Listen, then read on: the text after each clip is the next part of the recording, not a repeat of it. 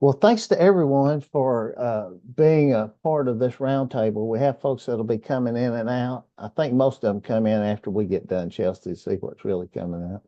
But it is great to have all of you. I know that you have a lot to do this time of year, but we appreciate you taking the time to share your knowledge with everyone. So I'm going to hit the share.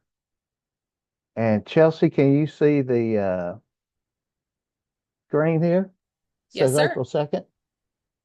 Then technology is at its best today, folks. So, anyway, this is the April 2nd edition. We didn't get to have an April Fool's edition this year, but this is the April 2nd edition of our professional roundtable statewide. It is great to have everyone. And of course, if this is your first one, then you need to know that we have been having 6 seasons of this that started back way during the COVID. And so, anyway, we're happy for everyone to join and all CTE professionals across the state. This is just a place where we get together and we share best practices and kind of hack around ideas. So, welcome everyone. If you do, if this is your first time, then you may want to know that all of the roundtables are shared on social media. We post all of these to YouTube. So, if you do not want your picture posted, then you can participate with your video off. Otherwise, your participation serves as notice that it will be posted to social media. Thank you, Denny Crane, for that legal advice. I've come to find out why I started researching memes for each roundtable that Homer Simpson has a meme for every month. I thought he just did March. But anyway, come to find out he has April too. So we might make Homer a general part of the roundtable. And Homer says, woo, it's April. We're happy as you are, Homer. And if you don't believe Homer Simpson, you have to believe Mr. T because he pities the fool that don't believe him. And he says it's April Fools. And even though it's not April 1st, that's still kind of fitting. And this is kind of my favorite meme. And so this is the guy I like from Leave It to Beaver Times that says, what if April Fool's Day is really April 2nd and you've been fooled to believe it's April 1st? And you're going to turn off the roundtable day and be sitting around about 30 minutes ago thinking about this. And this really has some merit if you want to put some thought, have a little thought experience like experiment like Einstein used to do. But this is my favorite meme of the day. Spring is here and they're so excited over there at Cleveland Landscaping that that person wet their plants. And it's great to have spring. It's great to have fresh flowers growing. I think we can all appreciate that. Today in history was very exciting. Buddy Epson, who played Jed Clampett on the Beverly Hillbillies, was born on this day in 1908. And some of you may or may not know that Buddy Epson was the original choice to do the Tin Man in The Wizard of Oz, but had to quit because he was allergic to the silver paint they used. Also, on this day in 1942, Leon Russell, the great Leon Russell, was born. And of course, he's been around forever and he performed with Glenn Campbell. But my favorite Leon Russell song is he wrote the song Delta Lady that Joe Cocker sang and made famous. And then in 1938, the great Marvin Gaye was born. And of course, he was a great singer songwriter. And my favorite Marvin Gaye song was I Heard It Through the Grapevine. He had a lot of great songs and one of the best. So happy birthday to all these past greats. And on this day in 1956, the soap opera As the World Turned premiered. And that, along with The Edge of Nine, I think was the other soap opera, they became the first two daytime dramas to be posted in a 30-minute format. So today was the birth of soap operas as we used to know it. I never watched them myself, but my grandmother would have her story, as she used to have it called, turned on. And I've seen several episodes of As the World Turns. Like sands through the hourglass, I think is what they would say. I'd be remiss without talking about, for the first time since 1972, we have a crew of astronauts going to the moon on Artemis 2. And this is actually very exciting, even though they actually did this mission back in 1968 with Apollo 8 before they landed. They went around the moon. However, the Artemis 2, as you can see, they're just going to do a complete free fall back, and they're not even going to orbit the moon. And what this does, it keeps them from having to do an extra rocket burn. So this is the safest possible mission to the moon you can have. Good luck to the first crew to go to the moon since 72 in Artemis 2. It's great to be like the folks in Artemis 2 work together to get to and from the moon. It is great to be working with you guys. We always would like to thank our board of directors, our president, Paul Boff, who is doing interviews today, and our president-elect, Dr. Melissa Everett. Appreciate you. Appreciate all the board of directors and all that you do in guidance. Super appreciate the area presidents for the guidance you provide at the area level. If it weren't for you guys, CTAT just really wouldn't exist. It is the areas together that combine and make CTAT what it is. Thank you to all the area president and your leadership. We have two big conferences coming up. The first one is in June at San Marcos with, it's not Southwest Texas Teachers College anymore, Chelsea. It is Texas State University with the Law and Public Service Conference. Chelsea, you want to say a few words on what's coming up with that event? Well, I saw James given the Texas State sign. So, James, if you want to talk about how we can collaborate and get some of your teachers there and content, I'll call you. But we are super excited for a great conference and event. We just secured the Texas Rangers, who are going to be giving a keynote and update, talking about cold cases and diving into a specific cold case.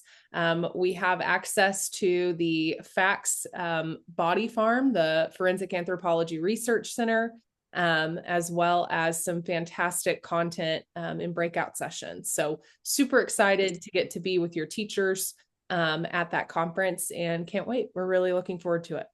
And Chelsea, that's not the Nolan Ryan Texas Rangers. That is the Frank Hamer and the Gus and Woodrow Texas Rangers, is it not? You are correct.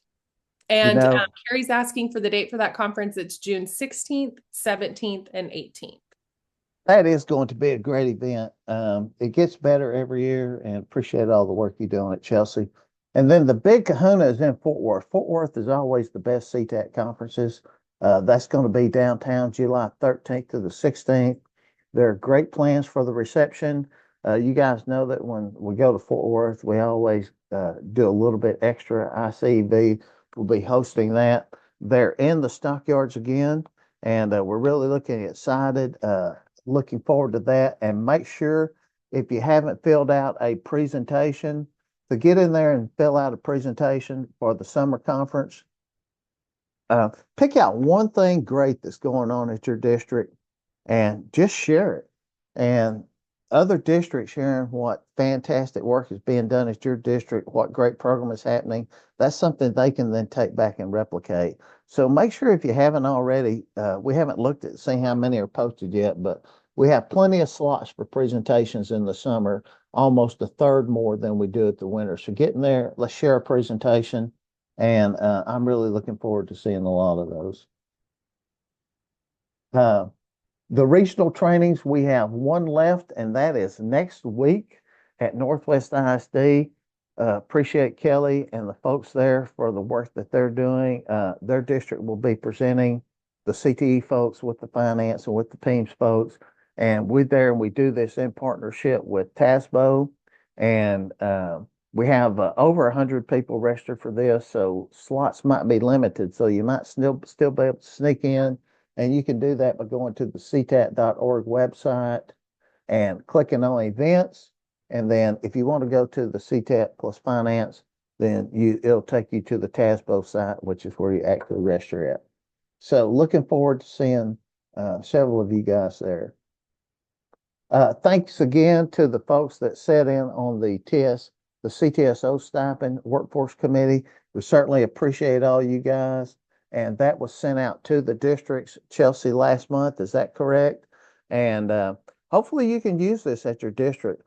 The CTE advisors and sponsors are certainly doing a ton of work. So this is a framework that you can use to slot those stipends that are comparable to other comparable positions in your districts. So reach out to any of us, Chelsea or myself or anyone on the task force if you want information about the CTSO stipend recommendations.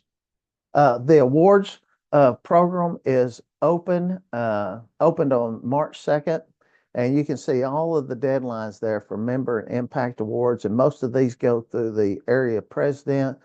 Chelsea, do you know if Monique is on here? I think I saw her. I know I saw Angie.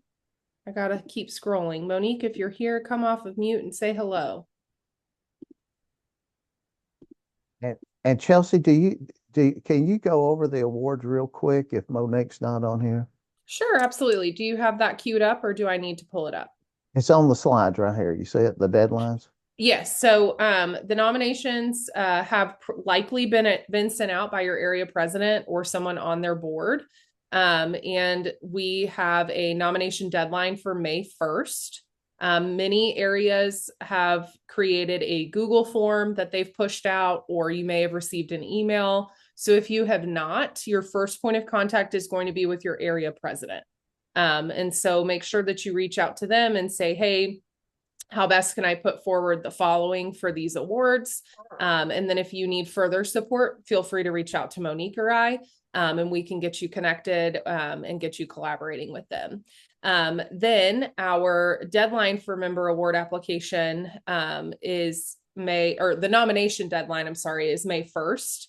Then on May 4th, candidates receive the award application, and that's actually through Open Water. So the same District of Distinction platform that you utilized, that's what we're utilizing for awards. Then the deadline for member award application is June 8th. And then June 12th through on June 12th, the committee reviews. July 13th and 14th at conference, they conduct interviews. And then our award recipients are recognized during summer conference. It looks like I've had some questions in the chat. That's about the CTSO stipend resource. If you have any questions about awards and you want to pop those in chat, I'm happy to answer them. But definitely get in contact with your area president. Thanks, Chelsea. And I know that there's a lot of folks in here. I saw Katie. I think Donna's in here. If you want to reach out to a past administrator winner to get some tips, I know they're more than willing to share. And there's Monique handling all the awards. Thank you, Monique. If you're not on here, we certainly appreciate that. Okay, so let's get to one hot topic before we get to the updates. Last week or the week before last, there was the administrator address letter that went out to the superintendents and to anybody on that listserv. And it basically was talking about Senate Bill 1191 that said it mandated the commissioner to set guidelines on the alignment requirements. And it basically said this: all AP courses, IB, on-ramps, and enrollment courses. And then it uses this language. It says a non-CTE dual credit. Well, let me tell you, the problem is it talks about all of these courses have to be the same way except non-CTE dual credit. And the language that is in this to the administrator address language did not match the legislation. Legislation talks about WECM courses versus academic courses. And WECM courses are workforce aligned, and the teacher certifications are vastly different for a WECM course than they are for an academic transfer course. A WECM course can be taught just like a high school trades and industrial course by a teacher based on their work experience. And that's the same requirements for a community college teacher teaching a skilled trades course.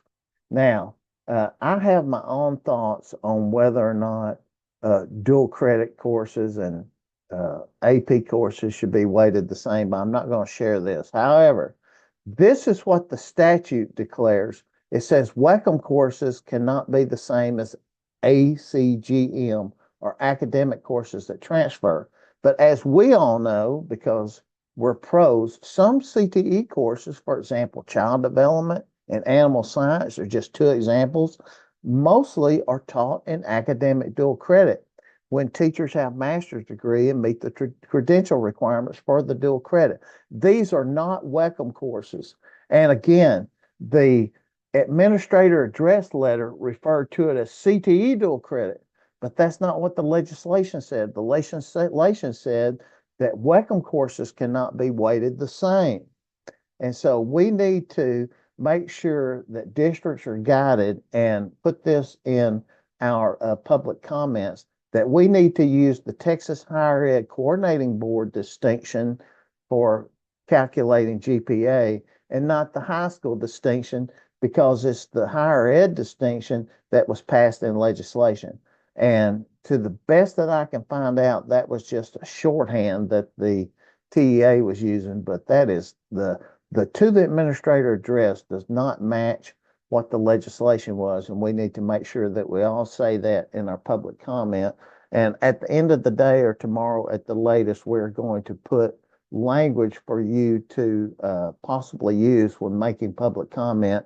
And we decided the best place to put that, Chelsea, was in the forum, the CTAT, the Connect CTAT forum. So that's where we'll be putting it and sending out an all-call email. Okay, now these are just my thoughts on calculation. I would much rather see student class rank be based on the courses that they take in common: English, math, science, and social studies. All students take those same 4 Englishes for the most part. I know business English sometimes. They all take 4 math credits, 4 sciences, and 3 social studies at least if they're going to earn an endorsement. And my own thought on this, no one else's, is that you should exclude elective coursework, including CT elective. That way, a student doesn't have to make course selection decisions based on chasing grade points, and that they can base their course selection decisions based on their career goal versus some trying to get 1 or 2 places ahead in their class rank. So that's my thoughts. I shared that in the CTAT chat. If you'd like to discuss that anymore, you're certainly welcome to call me, and I'll spend hours on this topic. So now we're going to move into the general update, and we always start that out by giving you an update on Angie and Chelsea's dog. As you can see, they couldn't possibly be getting along any better, and they've even had discussions about Easter egg hunting together. You can see how much Angie's dog likes old Parvo. And Chelsea, I'm going to turn it over to you for the updates. Uncle Mark, how did you know that I just got done stuffing all of the Easter eggs for their big Easter egg hunt on Saturday at my parents' house? I didn't even have to guess. I just knew it would happen. I love it. Okay, so friends, every month we send out in the chat your to-do list. This is not a comprehensive, exhaustive list, but it gives you kind of a framework to work towards. And that way you can make sure that you're checking everything off of your to-do list that continues to grow, especially this time of year. So review all of these data points. And if you ever need any support in any of that, reach out to Mark and I, and we're happy to help. We are fully booked for the spring semester of 2026 for program evaluations. We do, at district request, meet over the summer. However, it's not Mark or I's favorite because teachers aren't there, students aren't in the instructional environment. Oftentimes, you're locked out of facilities because they're going through a deep clean. But now is the time to look at your calendar for the fall of 2026. So that way, if you need a program evaluation, we can get you on the calendar, get you set up for success right at the beginning of the school year. So reach out to us and we'll get those on our calendar. Again, those monthly office hours with the TEA CTE team are the second Wednesday of each month from 10 to 11. I'm eager to hear how those continue to go. I got to make it to one and saw great CTAT representation there. They were taking questions from the field. It was a great Q&A opportunity. So I hope that those continue, and I hope that they continue to be fruitful. There is an AI Literacy Foundations for CTE Educators online learning that's available through CTAT through ACTE. You can find that on the CTAT website. And if you ever have questions about how to access that for you, your administrative team, your teachers, your counselors, there's tons of different learnings on that platform and portal. So if we can ever support that, anyone from the CTAT team can connect you with that. The JROTC guidance documents and information are available. Mark's going to click on the next, and it's going to actually highlight what you need to pay attention to. So school systems reporting one or more federally authorized JROTC or NDCC units will be required to annually, every year, upload official DoD authorization forms. Submissions of these forms for the 25-26 school year can be made through, and then there is a link, no later than May 29th. So internally within your district, now you get to identify JROTC is under CTE. Is this a role and responsibility that I'm responsible for? Has someone already done this? What's the process? So you have some runway there since it's due on May 29th, but definitely take advantage of this month to get it done. So that way, if there's any questions, any hiccups, you have that opportunity to work through that. Sorry, Mark, if you'll go back one. Thank you. And then additional information regarding that JROTC for CCMR purposes, because we've had some questions from the field, that will be included in the accountability manual. And that accountability manual preview was posted. And so we can support you, walk you through that if you have any questions related to CCMR and JROTC. And Chelsea, one thing we learned at conference from William Phelps is that we think that the score on the ASVAB that's going to be considered passing like an IBC will be a 31, correct? Correct. Okay. Your CLNA has launched. And so it was released in eGrants on February 17th, which was almost 2 months ago. Doesn't feel like it. And closes on May 8th. There is a CLNA guidebook. I know that ESCs have been hosting meetings. And we are happy to provide any technical assistance to you. If you need support in running reports or understanding them, reach out and I'm happy to assist you. But the CLNA is closing and on May 8th. So also, little word to the wise, it's not an afternoon project. So if you have neglected the CLNA, start working through that now. We do have every week Commissioner of Education rule updates. The State Board of Education is meeting for their April meeting next week. So be on the lookout for those proposed rules, those updated rules, and those are launched every single week. And if you're not following that Substack where you get that email each week on Fridays, I highly recommend that you sign up for that, because each week you'll start to see all of these adopted revisions, adopted amendment, and you'll get a kind of catalog each week of what has happened with Commissioner of Education rule updates.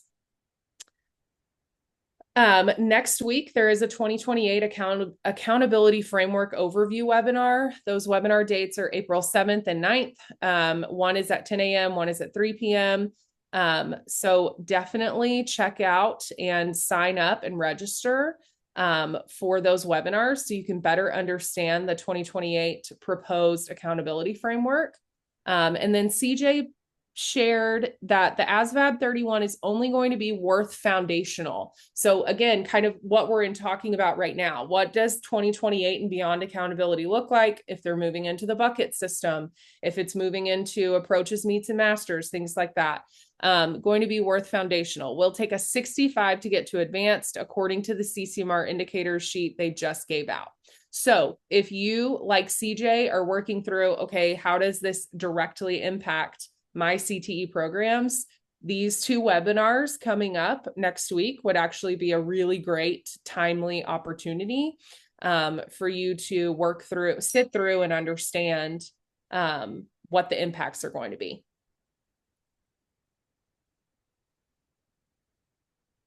This is a win, my friends, this next update.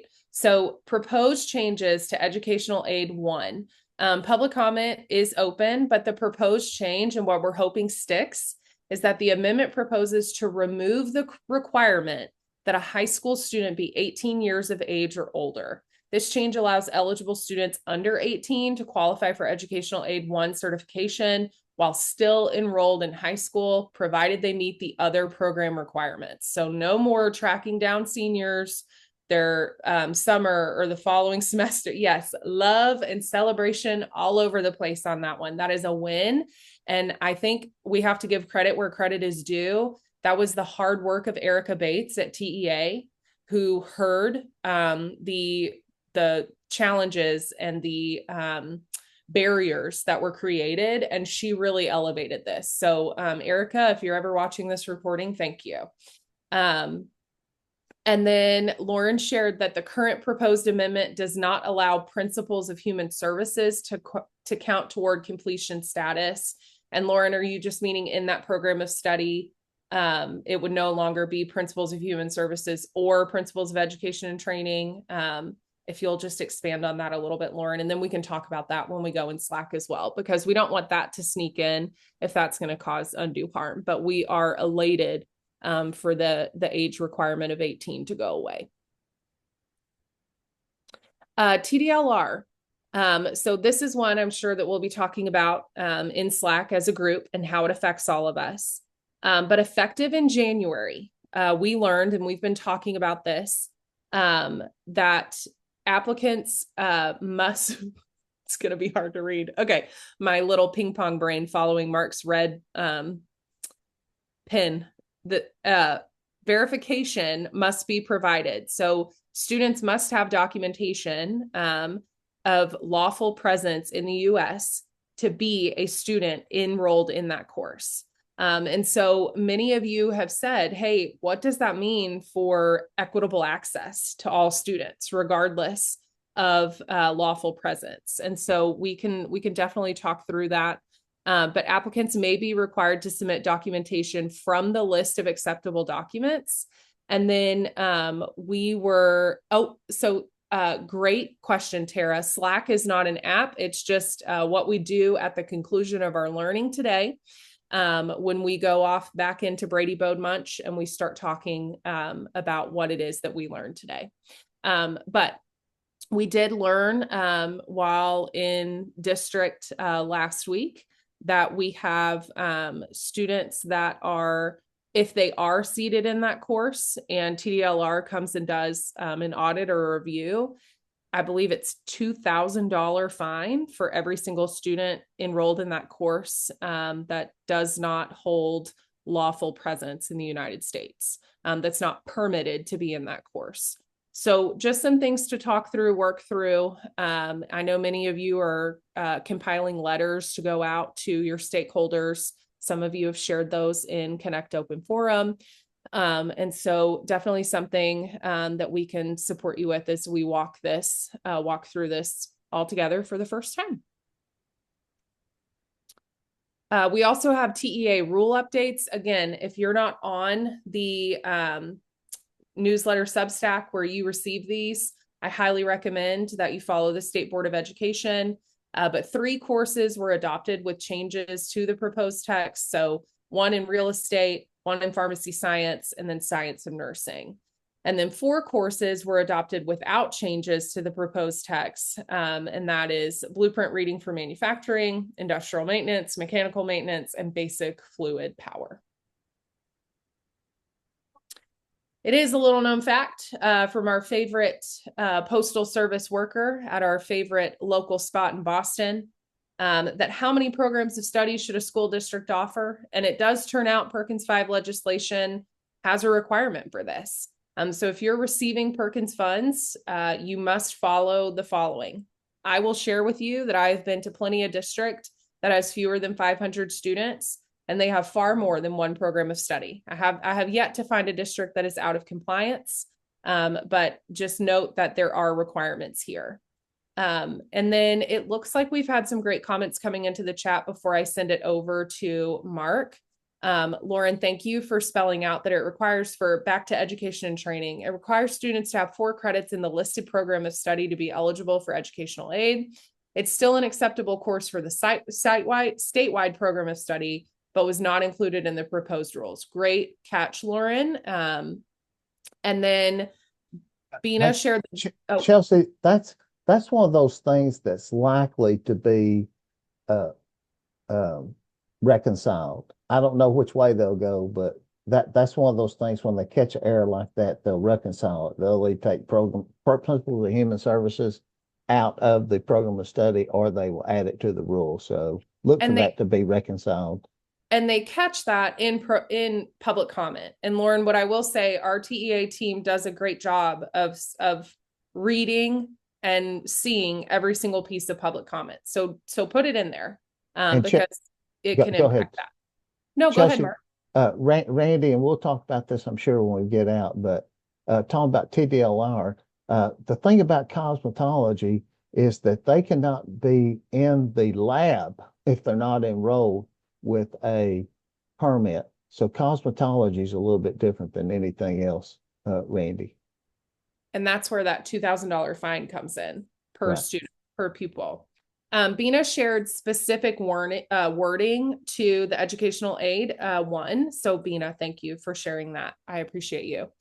And that's it for updates before we go into a little bit more in just a little bit. So Mark, back over to you. Well, we did have in our news article, our news research brought up the article from the Texas Workforce Commission, which was pretty good to read. Those folks are doing a lot of good work on behalf of students in Texas. And then our ESC spotlight was Heather Blunt in Region 17. And of course, if you've been around at all, you know that Heather does great work out there. And Heather and Rachel will be presenting our new teacher training at the summer workshop. We always appreciate it. And Heather, congratulations on being the ESC spotlight. And now I'm going to stop sharing and go back into the gallery mode here. And let's see what comments we have.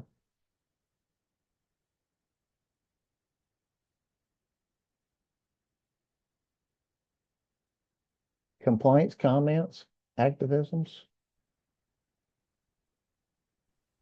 I'm sorry, I'm still really confused about the TDLR. So can we go into that a little bit deeper? Just because from what I'm reading, it says they need that for their license or license renewal. So what other programs?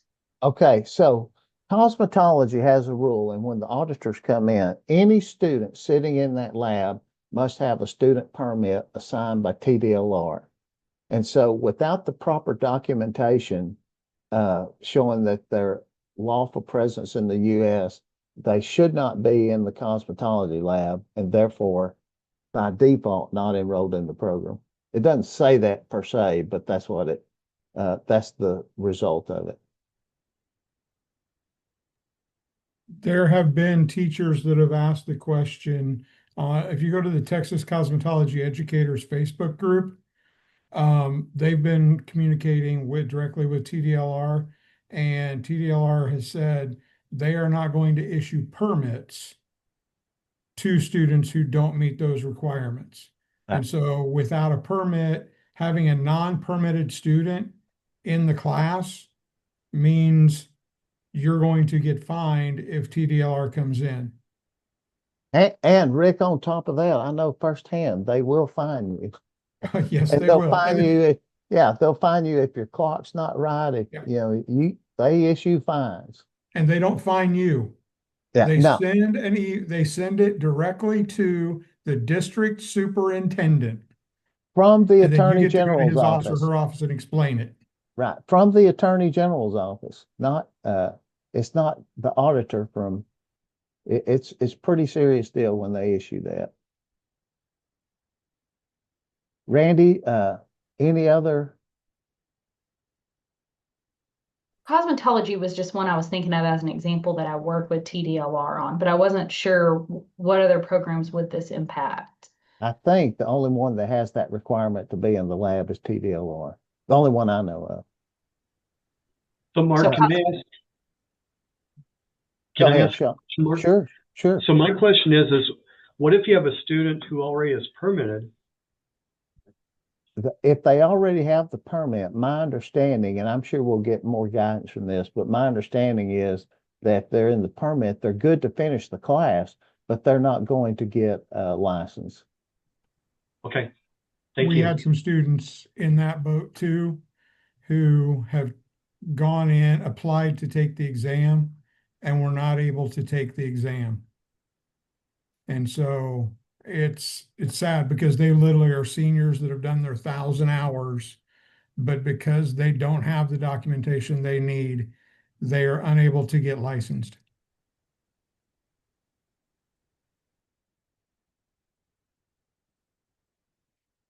Let's see, there's a couple of permits, Chelsea, a couple of questions about the aid. Let's see, Christy had one, if I can find it back in there.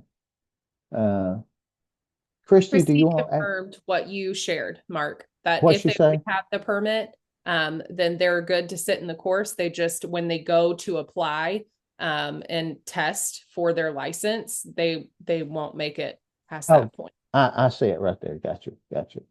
And then Okay, so Roxanne, I'm just going to tell y'all that I have not ran into that issue. We have all of our kids that in Galveston ISD that are currently don't meet that requirement, but because they have a permit and they are grandfathered in and they have been able to sit for their exams. well, yeah, that's not the common response we're getting, Miss Edenfield. But I wouldn't rock on. Good job. Good for those kids. Yeah, Miss Edenfield, did you see Rick's question? Have they actually received their license? We have just finished the written, and so we are now in the process of scheduling for the practical. Got you. So they Yeah. may But not. I will say this because I know somebody asked about the other areas. There was an article recently that came out that was talking about that other areas like NHA and stuff are possibly looking at requiring the same thing moving forward for like, I know CNA does already, but that's, you know, through the Texas system, but like NHA, like so, and even with automotive. So there's other conversations happening about other entities that are possibly going to join in kind of on the same bandwagon, I guess. Hate to say No, that, but you know. not surprising. It's just to my knowledge, the only one that's going to come out and check your lab is going to be cosmetology.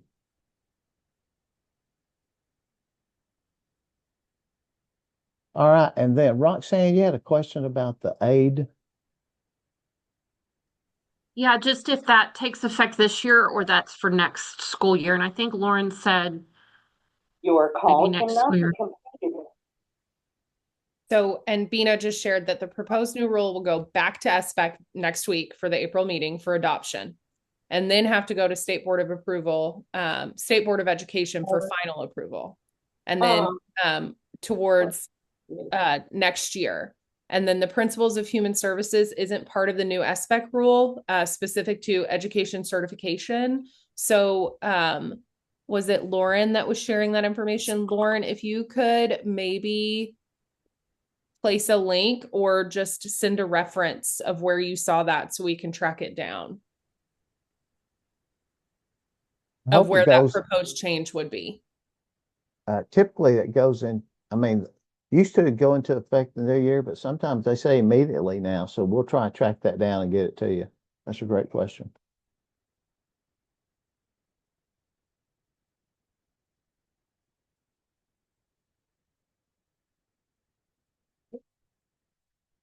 No, nobody has their feathers ruffled about Senate Bill 1191.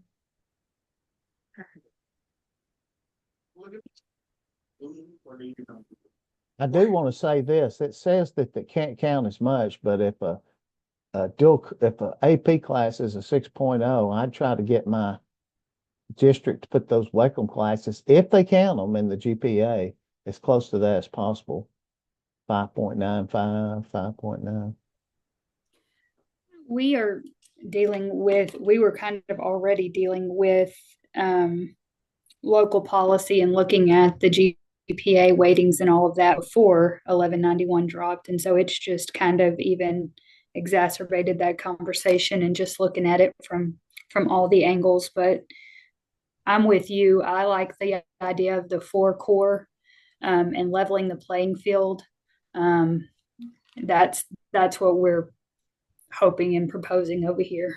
Well, this is the weird example I give. So let's say that you have a kid that's taking dual credit welding, and that's a very valuable class, and it's worth its weight in gold to a student that wants to be a welder. But because the teacher qualifications allow welding to be more easily offered as dual credit than, say, a health science, do you want your dual credit welding one counting more on the GPA than pathophysiology? I think we'd all universally say probably not. And it's not because one's more important than the other. It's just that, we just intrinsically know that's not fair. And so when they count like that, if you leave all of the CTE out of the picture, then you never have to mess with those oddities. And that's my only point.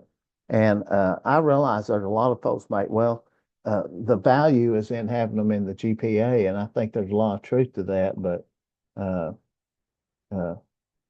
somebody's got to deal with class rank. And so you don't want a kid avoiding welding simply because it might hurt the class rank. We want smarter kids in welding. We want smarter, more hardworking kids in auto tech. We don't want it left over to just the ones that don't care about their class rank. And honestly, Mark, that's kind of what we had been facing maybe for the last, I don't know, 1 to 3 years, is that we've got GPA chasers that have figured out the game. And it's so messy. Well, good luck.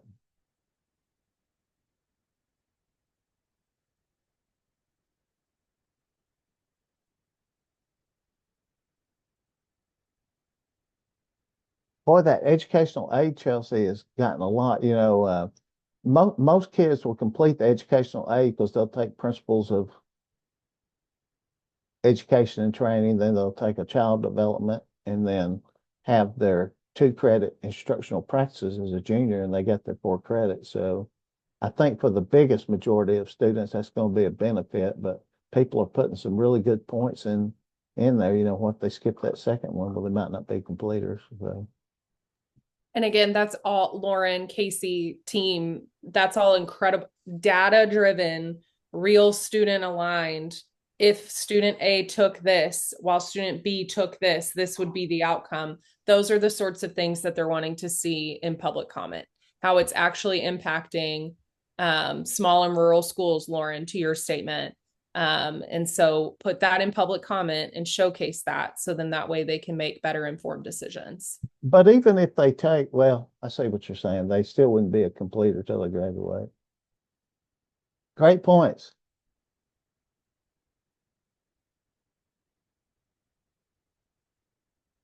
Any other hot topics that we missed?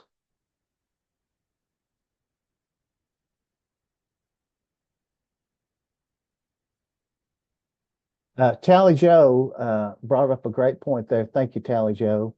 All public comments have a response. And let me tell you, I know for a fact they read those things and they take them to heart. So you can make a difference on public comment. Andrea is the president of Area 2, and each year they host a fundraiser to where they have an auction and they give away thousands of dollars in scholarships annually to students from Area 2. Andrea, you want to share just a little bit about your scholarship auction that you had? Oh, thank you, Mark. Well, appreciate you and Chelsea, Mark, both of y'all coming, always supporting. We've had a long history of our scholarship program, and it's people like leaders like Mark Bozier and everything from our area too that got that going and started, and we've just kept it going all these years. So we're proud to get to do it. We get to award 8 scholarships to our students in our area, in the Dallas-Fort Worth Metroplex every year. So we'll get to do that on May 8th, but we raised a lot of money. The scholarship auction, students from CT programs throughout our districts and our area create projects from metal signs, flowers from the floral students to baked goods from the culinary students. It's a whole joint effort with all the districts, benches and picnic tables, you name it, that students have made. And it's a really cool thing to get to be a part of. And we raised, I think, over nearly $3,400+ last Friday in student scholarships. So it was a good day. Yes. And Andrea, if anyone has any questions on how you do your scholarships or how you do your fundraisers, can they reach out to you? Absolutely. Yes, Do you mind sticking your email in the chat? I sure can. I'd be happy to. Thank you, ma'am, and thank you for all the hard work you're doing out there, and lots of kids are benefiting from that. It's a team effort, and it's so much fun to get to award those in May. And we do that along with our award, all of our nominations, our CTAT, all the big awards we do in May, but we get to award those student scholarships. So, and I get to further brag on Andrea because just like she got to highlight this here today, we had our area presidents monthly meeting earlier. And so if you are interested in doing that as an area, just know that Andrea is in collaboration with your area presidents, and she's sharing her secret sauce with them. And so feel free to reach out, brainstorm with your area representatives. oh, And I'm a little bit disappointed though, because I bought little Jasper some chocolate treats and Chelsea wouldn't take them home to him. That's not right, is it? Hey, I'm just proud that Mark dusted off the cobwebs on his wallet and bought something at the auction. I was very proud of him. Some of that stuff sells pretty darn good. yes. And it's just a matter of your culinary crew baking some cupcakes, making a cake, your horticulture kids making some flower arrangements. Yes. And Andrea, I think everything in there was made by students at the prospective schools, correct? It sure was. Yes, it was. It's a team effort to get all of that. And so we love doing it. And then Mark McClure's our auctioneer, and Mark Bozier, you helped. Mr. Bozier, didn't you help catch who was? I said, hey, not scratch your face on there. You just bought something, but no, Yep. kidding. It's fun. It's a lot of fun. Thank y'all so much. and it took less than an hour probably too, right? It did. I think we had like 60+ items, and it took under an hour. So yes. So let's see, Chelsea, anything left in the chat we need to cover? No, just a shout out to Bina for taking that forward and communicating. And then let's see. Rianne shared, I was on a TEA Zoom last year when they stated that in order to be a completer with the Education Aid 1 certification, they have to take Principles of Teaching and Training. Principles of Human Services does not count toward completer status. There were lots of questions and angry people on that Zoom. And then Todd just shared that, hey, heads up, 2026 CCMR Tracker Part 1 just dropped in Teal, straight from the floor. Todd Gibson, thank you for your leadership in that space. Run to Teal and grab that CCMR Tracker information. All right, last call for general conversation. Chelsea, I will say that next week we're going to have the second meeting of our legislative task force, and that's a real important group that's doing a lot of good work. Appreciate those guys participating. And even though this isn't a legislative year, there's still stuff going on, and we get Marty on there, and he's real great about giving the guidance and talking us through what might be some hot topics. So thanks to all those folks serving on the legislative task force. All right, last call. Then I'm going to stop recording and we'll head off into the Slack.